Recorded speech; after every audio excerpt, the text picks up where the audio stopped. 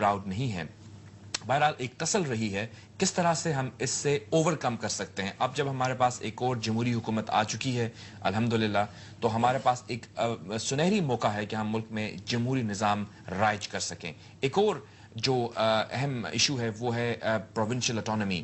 صوبوں کو ان کے حقوق جو ہیں وہ نہیں ملے, جس کے نتیجے میں ہم دیکھتے ہیں کہ انریسٹ ڈیولپ کر رہا ہے. بلوچستان کے کچھ علاقوں میں یہ بھی کہا جاتا ہے کہ وہاں سکولز میں ترانہ نہیں ہوتا, وہاں کے لوگ محرومی فیل کرتے ہیں. ایسا کیوں ہوا؟ اگر جمہوریت کی ہم بات کرتے ہیں تو جمہوریت تو لوگوں کو ان کے حقوق دینے کا نام ہے. یہاں پہ ایسا کیوں نہیں ہو سکا؟ میرے ساتھ آج کی گفتگو ہیں پاکستان سے, میرے ساتھ اسٹوڈیو میں ہیں سینیٹر وسیم سجاد صاحب, جو کہ سابق وزیر قانون بھی رہے ہیں, چیئرمین سینٹ بھی رہے ہیں, پریزیڈنٹ کے عہدے پر بھی فائز رہے ہیں, اور مختلف ادوار میں ایکلونز آف پاورز کے اندر, کوریڈورز آف پاورز کے اندر وہ رہے ہیں. تو دیکھتے آئیں ان تمام صورتحال کو. تو میں چاہ رہا ہوں کہ ان کی موجودگی کا فائدہ اٹھا کے کچھ ہم جاننے کی کوشش کریں.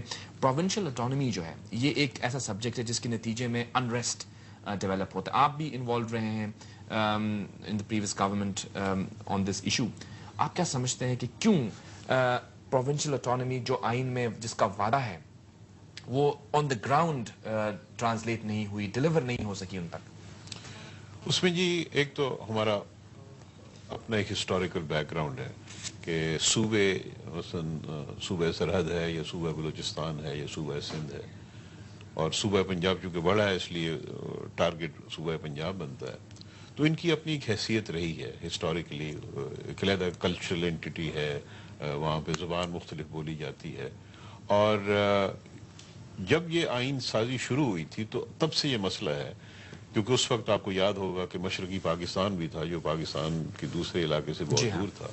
تو سوال تھا کہ جی یہاں پہ کتنا حقوق دیے جائیں. تو بہرحال ایک فارمولا طے ہوا 73 کی کانسٹیٹیوشن کے تحت. اس پہ کچھ لسٹیں بنی کہ جی یہ اختیارات صوبوں کے ہوں گے, یہ اختیارات کنکرنٹ لسٹ جسے دو لسٹیں تھیں جی. ایک جس کو ہم فیڈرل لسٹ کہتے ہیں, جو اختیارات صرف فیڈرل ہوتے ہیں, اور کنکرنٹ اس کو کہتے ہیں جہاں پہ دونوں صوبوں کو بھی اختیار ہے, مرکز کو بھی ہے. لیکن اگر کوئی اختلاف آتا ہے قانون سازی میں تو مرکز کا قانون حاوی ہوگا. یہ 73 میں بنی تھی. یہ 73 میں بنی تھی. آج ہم 2009 میں ہیں تو ابھی تک امپلیمنٹ نہیں ہوئی. نہیں, امپلیمنٹ ہوئی لیکن اس سے مطمئن نہیں ہیں لوگ. مطمئن کیوں نہیں ہے؟ خصوصاً بلوچستان کے حوالے سے میں بات کروں گا کہ یہ بڑے عرصے سے بات آ رہی ہے, اور خصوصاً سینٹ میں چونکہ ان کی تعداد زیادہ ہوتی ہے, اور سینٹ کا مقصد بھی یہ ہوتا ہے کہ صوبوں کو نمائندگی دینا. تو وہاں پہ یہ بات بڑی شدت سے کی جا رہی ہے کہ بلوچستان میں ایک احساس محرومی ہے. وہاں پہ یہ درست ہے کہ احساس محرومی ہے. اس کی وجہ یہ ہے کہ بہت وسیع علاقہ ہے. ریسورسز جو دوسروں صوبوں میں ہیں, مثلا ایگریکلچر کے حوالے سے کہ پانی ہے, ہموار زمین ہے, وہ وہاں پہ نہیں ہے. لیکن وہاں منرلز تو ہیں, وہاں گیس ہے, اس کی گیس تو پورے ملک کو مل رہی ہے. گیس ہے, منرلز ہیں, اس میں بہت زیادہ انویسٹمنٹ کی ضرورت ہے. وہ انویسٹمنٹ نہیں ہوئی, اور ہم نے بلوچستان کو گیس نکلی تو ہے نا وہاں. جی ہاں نکلی ہے جی, اور اس کے بارے میں بھی ان کو شکایات ہیں کہ جی وہاں پہ نکلی ہے لیکن اس کا پورا فائدہ ان کو نہیں دیا گیا. تو اب یہ وقت ہے کہ ہم ان کے مسائل کو سمجھیں. ان کا بنیادی تقاضا یہ ہے جی کہ پہلی تو یہ چیز ہے کہ بہت بڑا علاقہ ہے, وہاں پہ کوئی سڑک بنے گی تو کئی 100 میل کلومیٹر کی سڑک بننی ہے. لوگ سپریڈ آؤٹ ہیں, پاپولیشن تھوڑی ہے. ان کو جو فنڈز ملتے رہے ہیں وہ پاپولیشن کے حساب سے ملتے رہے ہیں. پاپولیشن تھوڑی ہے. اب ہمیں ضرورت ہے کہ پرو ایکٹیولی سوچیں اور ان کو ان کی ضروریات کے مطابق فنڈز دیں. دوسرا یہ ہے جی ان کا تقاضا ہے, اور وہ صحیح تقاضا ہے, کہ جی وہاں پہ جو ریسورسز ہیں ان کی, آپ نے سوئی گیس کا ذکر کیا, اور دیگر ریسورسز ہیں, منرل ہیں, ہو سکتا ہے آئل بھی نکلے, اس کا کنٹرول صوبے کے پاس ہونا چاہیے. یہ اس وقت کنٹرول مرکز کے پاس ہے, اور بہت عرصہ تو ایسا بھی رہا جہاں پہ سوئی گیس باقی سارے پاکستان میں تھی, بلوچستان میں نہیں. جی ہاں بالکل. اور یہ لیکن میں سوال یہ کر رہا ہوں کہ جو ہماری حکومتیں آئی ہیں, آپ بھی حکومت میں رہے ہیں, آپ اس کمیٹی میں شامل رہے ہیں, آپ کی پارٹی جو ہے وہ برسر اقتدار رہی ہے, اور اس طرح سے برسر اقتدار رہی ہے کہ مشرف صاحب جو تھے وہ پریزیڈنٹ تھے, مطلب آقائے کل اگر ہم کہیں تو شاید غلط نہ ہو, تو اس کے باوجود ان کی رائٹس ان کو نہیں ملی. جی یہ کیا ریزن دیں گے اس کے حوالے سے؟ یعنی ہماری پارٹی جب شامل ہوئی تھی تو کانسٹیٹیوشن بحال ہو چکا تھا. مشرف صاحب کو اختیار نہیں تھا کہ کانسٹیٹیوشن بدلے. اس سے پہلے جو مرضی کرتے رہے ہیں، لیکن جب ہم حکومت میں شامل ہوئے نہیں، وہ تو ہماری کمیٹی بنی تھی. پریزیڈنٹ کے آفس میں جو بیٹھے ہوئے تھے، مطلب جی، میں تو اس وقت کی بات کر رہا ہوں نا، جب آپ نے کہا نا کہ ہم آئے، تو ہم آئے الیکشن کے بعد، یعنی الیکشن جیت کے آئے تھے. اس وقت چودھری اس کے شجاعت، باوجود وہ ایک آرمی کا یونیفارم پہن کے وہ صحیح بات ہے، لیکن اس کے باوجود کانسٹیٹیوشن امینڈ نہیں ہو سکتی جب کانسٹیٹیوشن بحال ہو جائے. اس کے لیے 2/3 میجورٹی چاہیے ہوتی ہے. تو چودھری شجاعت حسین صاحب ایک بہت تھوڑے عرصے کے لیے وزیر اعظم بنے تھے، تو انہوں نے ایک کمیٹی بنائی تھی ان مسائل کو دیکھنے کے لیے. جو کمیٹی بنائی تھی اس کے ایک سب کمیٹی تھی جس کے سربراہ تھے مشاہد حسین صاحب، اور دوسری سب کمیٹی تھی جس کا سربراہ میں تھا، جس کا تعلق تھا ان کانسٹیٹیوشنل چینجز یا لیگل چینجز کے بارے میں، تاکہ پروونسز کے اور سینٹر کے درمیان بہتر تعلقات ہو تو سکیں. کچھ اچیو کیا ان کمیٹیز نے؟ جی، میں اس کے بارے میں بتاتا ہوں جی، کہ اس کمیٹی میں اس کی خوش قسمتی آپ یہ کہہ لیں کہ تمام پارٹیز نے اس سے تعاون کیا، اور اس میں سب شامل تھے. ہم نے ان سے ریٹن تجاویز مانگی، تمام پارٹیز نے دی. اس میں بلوچستان کی nationalist parties, A N P, Jamaat Islami, J U I, M Q M, سب نے اپنی تجاویز دی.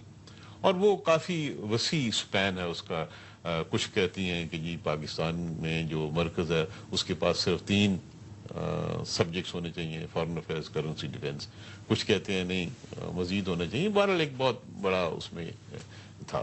تو اب یہ موقع تھا کہ ہم بیٹھ کے فیصلہ کرتے کہ کیا چیز ہے جو بائی کنسنسس ہو سکتی ہے، کیونکہ کوئی ترمیم نہیں ہو سکتی جب تک 2/3 میجورٹی نہ ہو نیشنل اسمبلی میں، سینٹ میں. تو اس کا رزلٹ آپ اس کا میں بتاتا ہوں جی کہ یہ ہوا کہ جس وقت ہم اس سٹیج پہ پہنچے کہ ہم نے تجاویز لے لیں، اب بات چیت کرنی تھی کہ کوئی آگے چیز بڑھے، اس وقت بلوچستان میں وہ واقعہ ہو گیا ڈاکٹر شازیہ کا، اور بلوچستان پارٹیز نے اس کا بائیکاٹ کر دیا. میں نے محسوس کیا بطور سربراہ کے کہ ان حالات میں کوئی بھی تجویز دینی وہ قابل عمل نہیں ہوگی، کیونکہ ایک تو کنسنسس نہیں ہے، دوسرا یہ ہے کہ کوئی نتیجہ نہیں نکل سکا. لیکن اس کا جو ہمیں تجاویز ملی تھی یا جو کام ہوا تھا، آج جو سچویشن بلوچستان میں آپ دیکھ رہے ہیں، آپ کیا سمجھتے ہیں کہ اس کا حل کس طرح سے تلاش کیا جا سکتا ہے؟ کیونکہ اب ایک جمہوری حکومت برسر اقتدار ہے. آپ اگر مسلم لیگ کاف کے پلیٹ فارم سے بھی اس میں رول پلے کر سکتے ہیں اگر وہ کمیٹی بنتی ہے، لیکن کمیٹیز بنانے سے مسئلے حل نہیں ہوئے. سجاد صاحب، ایک وجہ ہو یا دوسری وجہ ہو، آپ نے شازیہ کیس کا ذکر کیا، ماضی میں کچھ اور ہو گیا ہوگا، شاید مستقبل میں کچھ اور ہو جائے. سوال یہ ہے کہ ان لوگوں کو ان کے حقوق نہیں مل رہے. How can we make it possible? دیکھیں جی، اس کے لیے کمیٹی تو ضروری ہے، کیونکہ یہ پارلیمنٹ کے ذریعے ہونا ہے. یہ اب وہ تو نہیں ہے کہ کوئی پریزیڈنشل آرڈر ہو جائے گا. تو کمیٹی بن گئی ہے، اور کمیٹی کو چاہیے کہ اس کو اولین ترجیح کے طور پہ پروونشل اٹانومی کے مسئلے کو دیکھے. اور میں دیکھ رہا ہوں کہ اس وقت ایک پولیٹیکل کنسنسس ڈیولپ ہو رہا ہے، اور محسوس ہو رہا ہے کہ جی ہمیں کچھ کرنا ہے، اور ایک پولیٹیکل ول بھی مجھے نظر آ رہی ہے. لیکن زیادہ وقت ضائع نہیں کرنا چاہیے. ہمارا جو کام تھا کمیٹی نے کیا وہ بھی موجود ہے، مزید بھی ہم اس پہ کنٹریبیوٹ ضرور کریں گے. اور اس وقت ہمارا موقف یہ ہے بطور پی ایم ایل کے کہ ہم نے کوئی یہ نہیں کرنا کہ اپوزیشن کا کردار ادا کرنا ہے. اس وقت پاکستان میں بہت سی مشکلات ہیں، یعنی سیکیورٹی سچویشن آپ دیکھ لیں، اکنامک حالات دیکھیں، کانسٹیٹیوشنل کرائسس جو ڈیولپ ہو رہے ہیں اس کو دیکھ لیں. تو ہم ہو رہا ہے آپ کے خیال میں بھی؟ مطلب یہی جو کرائسس ہی ہے نا جی، کہ بلوچستان کے لوگ کہہ رہے ہیں کہ ہمیں زیادہ حقوق دیں، کچھ اور کانسٹیٹیوشنل چینجز کی ضرورت ہے. تو ان سب کو مد نظر رکھتے ہوئے ہمارا موقف یہ ہے کہ ہم اس کو پازیٹیولی کنٹریبیوٹ کریں، اور یہ نہ سوچیں کہ ہم اپوزیشن میں ہیں. اب ہم کہیں گے کہ ہم نے ڈسکشن کی کانسٹیٹیوشنل ایشوز پر، ماضی کے اوپر نظر ڈالی، ان کے وسیع تجربے کی روشنی میں ہم نے کہا کہ ہم جاننے کی کوشش کریں. اب ہم آتے ہیں کچھ پولیٹیکل کویسچنز پر، کیونکہ اس وقت آف کورس مسلم لیگ کے حوالے سے بھی ہم بات کریں گے. پاکستان مسلم لیگ جو ہے، اس کی اگر ہم ہسٹری دیکھ لیں تو ایک تو وہ مسلم لیگ ہے جو قائد اعظم رحمۃ اللہ علیہ سے منسوب ہے، لیکن اب یہاں پہ جو مسلم لیگ ہے اس میں کون سی یہ کلیم کر سکتی ہے کہ ہم وہ ہیں؟ خود لوگ بھی کنفیوژن کا شکار ہیں. ریسنٹ الیکشنز جو ہوئے، اگر ہم اس کو یارڈ سٹک کے طور پر سامنے رکھیں، اس میں مسلم لیگ نواز شریف ایمرج ہوئی as a leading Muslim league, اور لوگ یہ سمجھتے ہیں کہ اینٹی اسٹیبلشمنٹ سٹینڈ لیا انہوں نے.